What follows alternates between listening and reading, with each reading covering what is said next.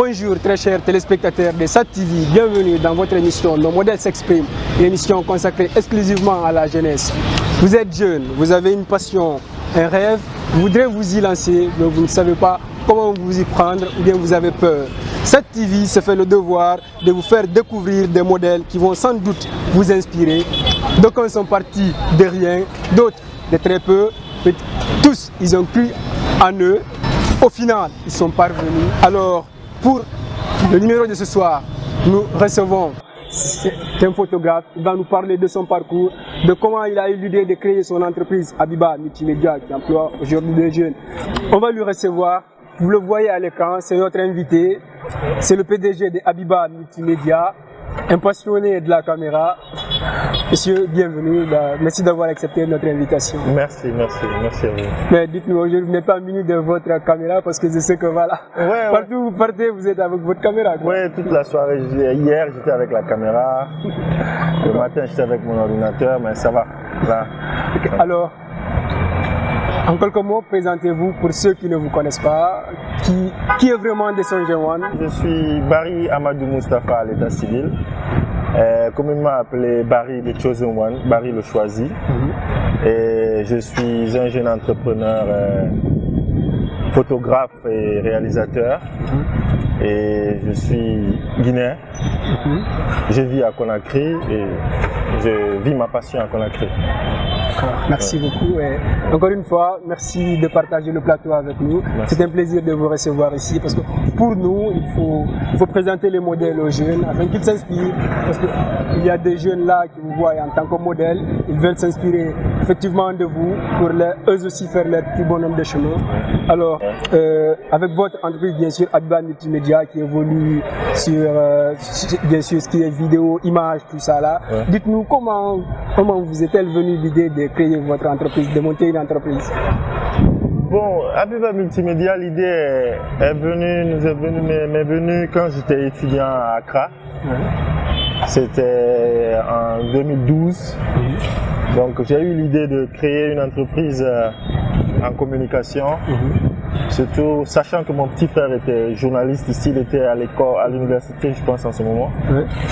Donc j'ai eu l'idée de créer une entreprise qui allait me permettre de pratiquer ce que j'avais appris là-bas et aussi l'épauler dans son évolution. Donc c'est là que j'ai eu l'idée de créer l'entreprise qui est Habiba Multimédia. D'ailleurs, qui réalise l'émission dans la tour de Bâle. Oui, exactement. Donc là, nous avons... Le nom vient de notre maman, Habiba. C'est la maman. Donc, mais on a changé le branding pour que ce soit beaucoup plus vendable. Donc on a créé la compagnie en 2013. Et j'étais pas là vraiment, mais j'étais venu, j'ai créé la compagnie et puis je suis rentré. À Accra, il faut dire c'est là-bas que vous avez fait vos études supérieures. Oui, c'est là-bas que j'ai fait mes études supérieures. Donc quand je suis venu, on a commencé l'entreprise. Mais au fur et à mesure, nous avons compris qu'il fallait qu'on se spécialise en production audiovisuelle. Donc nous sommes spécialistes en production de contenu audiovisuel, vidéo et photo. Et aujourd'hui, nous sommes là. Dieu merci, ça avance. D'accord, alors parlez-nous parce que nombreux sont ceux qui se disent que la photographie, c'est, en Afrique on dit, c'est rien ça quoi. Autant nous on sait, à l'étranger, en Europe, dans les autres pays, c'est valorisé, mais ici chez nous, les gens ne voient pas vraiment c'est quoi la photographie un peu. Parlez-nous un peu de ça, de votre passion, comment est-ce que vous avez aimé ça, tout ça. C'est parti. Ça vient de très loin parce que quand je revois aujourd'hui mes documents, mes archives par rapport à l'école maternelle même, j'avais déjà commencé à montrer des signes de cela. Parce que on voyait déjà quand je griffonnais que j'essayais toujours de composer quelque chose. Parce que la photographie, c'est la composition. Donc j'essayais de composer, mais en temps, c'était un artiste. Voilà. La vie, vous savez, avec les modèles qu'on a autour de nous et la pression sociale, on va souvent loin de notre vrai talent. Peut-être ceux qui ont la chance reviennent vers le talent, le don. Donc moi, je suis pas diplômé en photographie ou bien en réalisation. Je suis un informaticien. J'ai une licence en business et information et technologie de l'université de Greenwich de l'Angleterre. Donc je suis informaticien, je suis analyste programmeur. C'est ça ma formation à l'école. Mais depuis tout petit, à chaque fois que j'avais la chance de toucher à une caméra, j'étais intéressé. Et c'est là j'ai toujours gardé cette touche. Ce réflexe-là. Ouais, ce réflexe, parce que c'est vraiment un réflexe. Je ne force pas trop. Donc, mon petit frère... Vous, c'est un don de Dieu, quoi. Pour moi, oui, je pense que c'est ça. Parce que pour avoir l'œil et comprendre, sortir quelque chose qui communique, d'ingénieux, il faut vraiment avoir ce truc spécial là. Et la photographie, c'est pas l'appareil, c'est pas juste. Il y a beaucoup de choses. Donc, c'est là que j'ai un peu côtoyé ceux qui faisaient des films ici. J'ai fait des montages ici en 2004. Beaucoup de ce qu'on appelle les PC avec les kabakoudou, les grandes devises et tout ça. Voilà. J'avais fait ça un peu. Bon, après, j'ai quitté le pays. Et là-bas, j'ai abandonné, mais ça me revenait de temps en temps. Quand mon petit frère a créé l'émission dans la tire de balle, c'est là que j'ai recommencé à pratiquer. Et c'est aujourd'hui, vous connaissez l'histoire. Ouais. Vous êtes un patron, un PDG, mais qui a préféré quand même abandonner le bureau pour être sur le terrain, à côté de ses employés, bien sûr, les employés avec lesquels vous entretenez de très bonnes relations, si on s'en tient à ce qui se passe sur les réseaux sociaux. Dites-nous, d'une part, c'est pour les motiver ou pour vous, c'est le terrain qui parle? Les deux. Parce qu'il faut, dans toute équipe, il faut un leader. Ouais. Et moi, je suis l'aîné de ma famille. Facilement, j'accepte d'être avec mon équipe, d'être confondu à mon équipe. Je n'aime pas trop cette étiquette de boss. C'est pas mon truc. Donc quand je vais sur le terrain, c'est pour motiver. Aussi, j'ai la passion. J'aime faire le truc. Je ne compte pas pouvoir m'arrêter un jour, même si je deviens le plus riche de la Guinée, je serai toujours sur le terrain avec ma caméra. Donc, parce que vous, de la caméra, c'est votre vie. Hein. Oui, c'est fini. Voilà, c'est pas facile, comme on l'a dit à l'entame. D'autres partent de rien, d'autres partent de très peu. Mais si ils ont vraiment confiance en eux, ils y arrivent. Il y aura forcément des difficultés que nous avons rencontrées de votre part. Parlez-nous un peu des difficultés que vous avez rencontrées sur votre parcours, des études, de la création de votre entreprise, tout ça là. Oui. J'ai eu des difficultés ici, par exemple, par rapport à mes études, quand j'ai eu le bac. Et je suis parti. En ce moment, nous étions de cette promotion où on avait dit qu'il n'y avait pas de concours. Donc j'ai eu une grosse période blanche, sans rien faire. Et finalement, on nous a dit qu'on allait faire le concours. C'était pas facile cette période-là. Vous n'avez pas désespéré? Je n'ai pas désespéré. J'ai continué à rêver. J'ai eu l'opportunité d'aller par exemple à Farana, où j'ai travaillé. J'ai travaillé là-bas pendant 8 mois avant de revenir sur Conakry. Et toujours les études, ça ne décollait pas parce que le pays était vraiment en crise. Parce qu'ils ne savaient pas comment faire avec le flot d'étudiants, de nouveaux lycéens qui étaient là. Donc finalement, je me suis inscrit à Gamal dans une filière privée qui était là-bas en Miage. J'ai fait ça pendant un moment, mais je ne sentais pas trop le truc parce que je suis quelqu'un de très... J'aime être comme au biscuit, j'aime le challenge. Donc je n'étais pas trop challenge.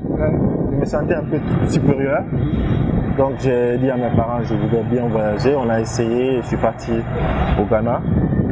Et au Ghana, bon, tous ceux qui connaissent Accra, c'est pas donné à tout le monde de rester là-bas. J'ai fait 9 ans là-bas. J'ai fait mes études. Je suis passé par une école professionnelle, ensuite pour aller faire l'université. J'avais fait la langue aussi.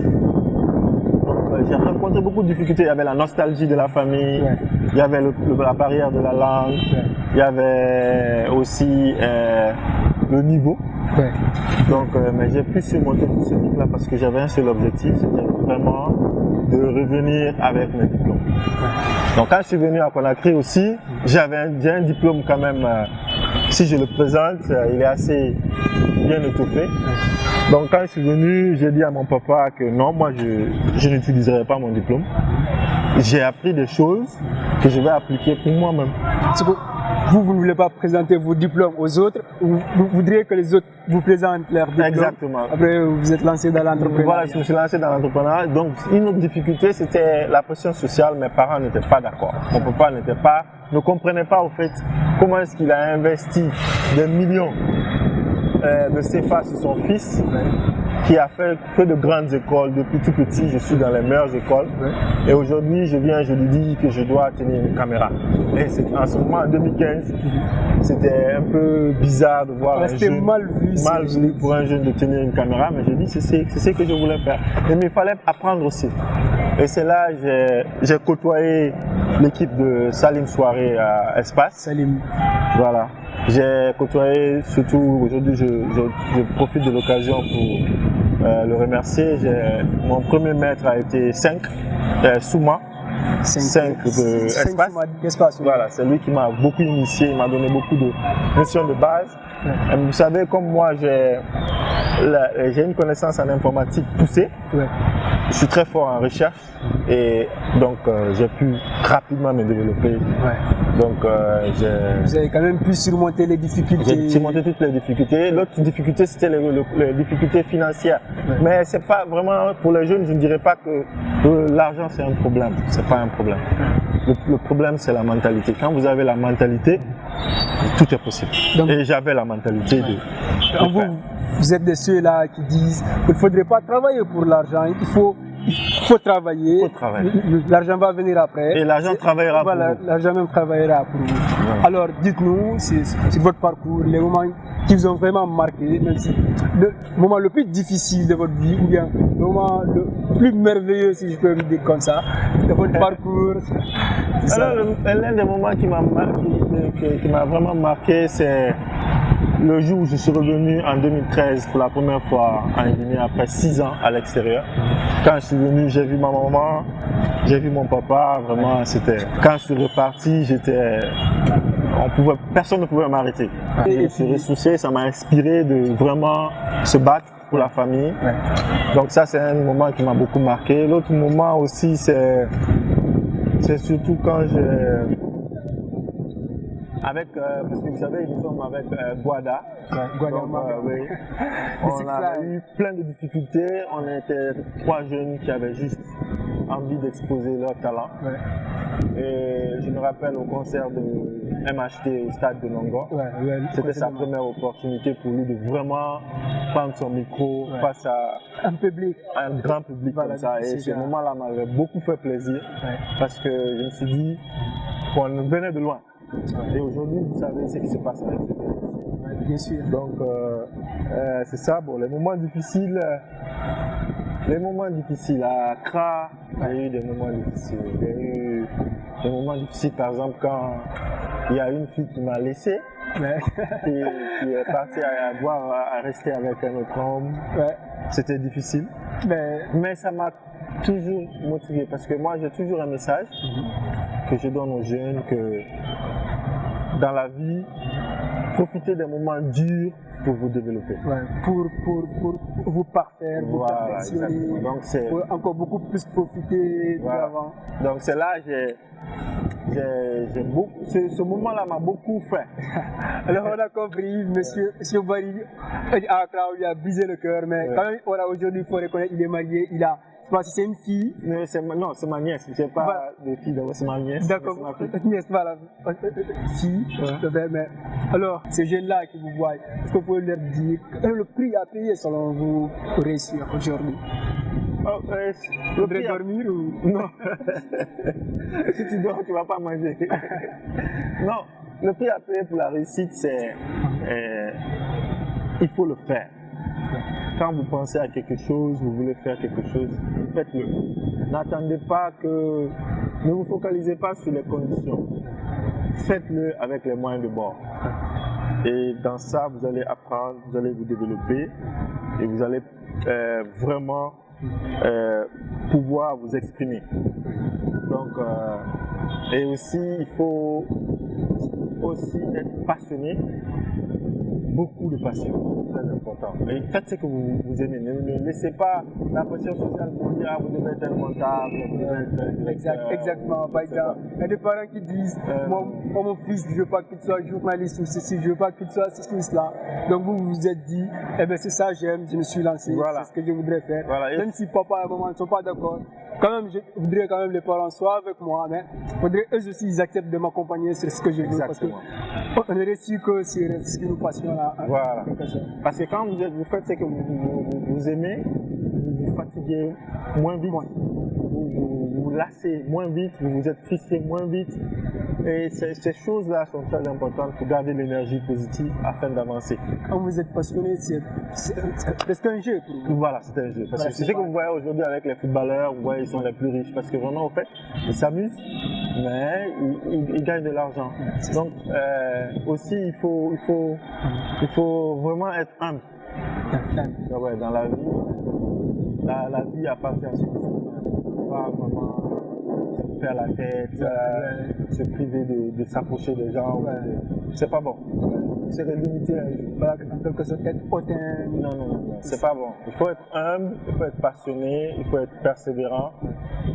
Ça, et un jour, vous allez réussir.